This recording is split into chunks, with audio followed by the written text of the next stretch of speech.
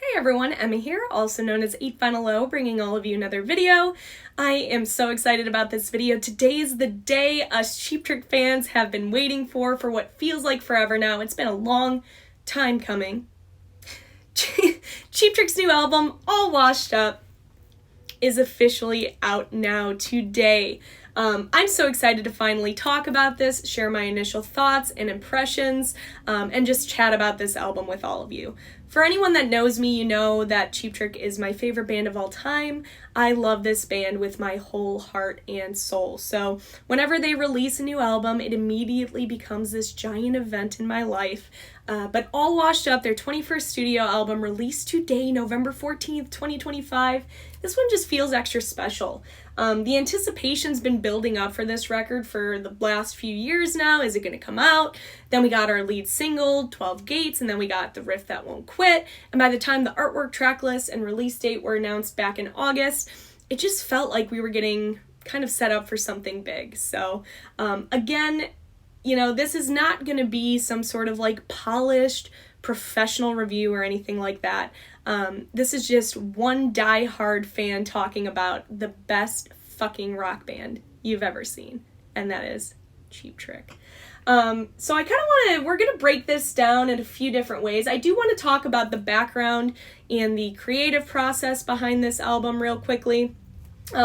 The album features 11 tracks. It runs about 40 minutes or so. The tracks written primarily by the core three, Rick Nielsen, Tom Peterson, Robin Zander, with a few special collaborations in there. RTZ, Robin Taylor Zander, he collaborates on, I believe, 12 Gates. I think he worked on the bridge. And then A Long Way to Wooster, you have a collaboration with two members of the band The Mavericks.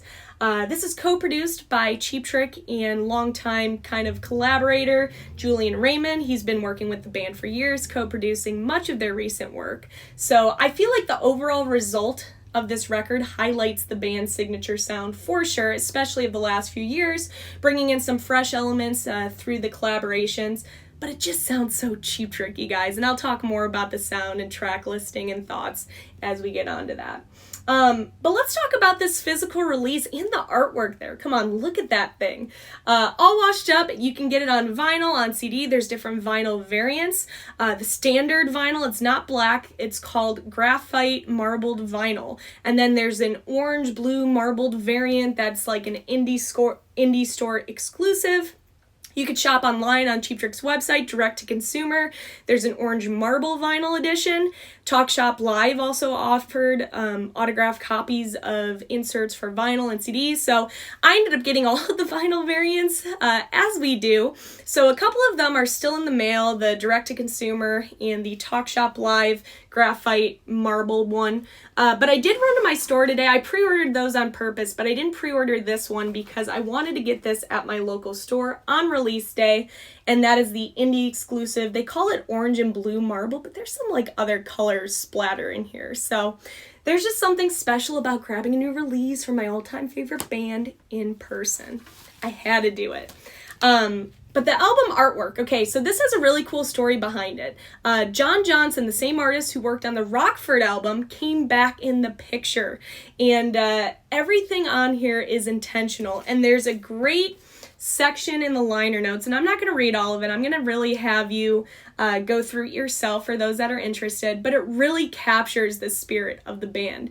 Everything on here is intentional. Plus, the laundry basket with the albums on the back. I mean, come on. Come on. At first, I didn't like this when they released the artwork, and it's grown on me big time. So let's talk about the album. First listen, it hit me how alive and energized this band still sounds. After more than 50 years, Cheap Trick really could just coast, right? They've experienced every trend. They've released countless just absolute classics. They're in the Hall of Fame. They do not owe anyone anything, right? They do not have to prove anything. But this album freaking rocks. It's punchy, it's tight, it's packed with those catchy hooks, classic Cheap Trick songwriting. You get everything that makes Cheap Trick on this album. The songs gave me the biggest smile, and a few even brought me to tears at some point. So it's the exact mix of Cheap Trick flair and soul and melody and personality that I want from them. This album makes me feel good. It is the way that the band has always made me feel. They've made me feel good, and this album has done that exact same thing. So let's go through the track listing here. I did write down some notes that I'll kind of read off, but the first song off of this album, it opens with a track called All Washed Up. It's the title track. It's a gritty, high-energy rocker that immediately grabs your attention. Robin's vocals on this one really reminds me of, it's kind of like Iggy Pop-esque in a way. You could just tell that they have this self-assured attitude, they're still having fun, and they're not slowing down. What a great opener. Then it gets into his song, All Wrong, Long Gone. This one stood out immediately. It's a song that brings this sort of like punch and energy to it. It really reminded me of AC/DC during their more like poppiest, I guess at their poppiest, if that makes sense. It just reminds me of them. It's catchy, and there's just something special about it. Then the second single, Riff That Won't Quit, it's been a track that's actually been floating around as a demo for some time. Finally, they released a finished version on here, and that's a solid rocker of a song. So you can check out they released a music video for that one. So I'll link it down below. It's on Cheap Trick's YouTube channel. Then it kind of gets interesting. The thing I love about Cheap Trick is that they're so diverse on their albums, and so then it gets into a song called Bet It All. This one leans into a more darker bluesy rock vibe. I think this is like one of Tom's songs, but it's very like menacing. It's a great counterbalance to some of the more lighter pop oriented songs on this album. Same with The Best Thing. This is another standout moment of the album for me. It's gorgeous, it's big, it's this like heartfelt love song. Robin's vocals, he has a great vocal delivery on here, very moving, great chord progressions. You have great harmonies on that one, layered guitars, pure emotions. That is a great song. Then a single that still shines, 12 Gates. I love this song. Classic Cheap Trick sparkle on this one. Great layered harmonies, great jangly guitars that lift the song up. It's catchy, it's bright, it's melodic, and it's optimistic. I love 12 Gates. Then a song, now this is probably right now, as of today, my favorite song off the album, and that is Bad Blood. It's a long history. It originally circulated in the 90s as a demo as part of the Woke Up With the Monster demo and outtakes. It was originally called Don't Blame It on Love then. And when I was listening to the album when it first came out at like midnight or whatever, and I was streaming it on my phone and listening to it, and I was like, was this a single? And then I realized, no, this sounds like an old demo, and sure enough it is. So if you're well versed in the Cheap Trick world, Don't Blame It on Love. It is reinvented and officially released on this album. What a great song. Then there's a fun track after that. It's called Dancing with the Band. It's upbeat, it's hooky, it's infectious. I want to dance with the band. Then a song called Love Gone. Robin steps into that more like intimate, emotional space on that one, just full of soul and power.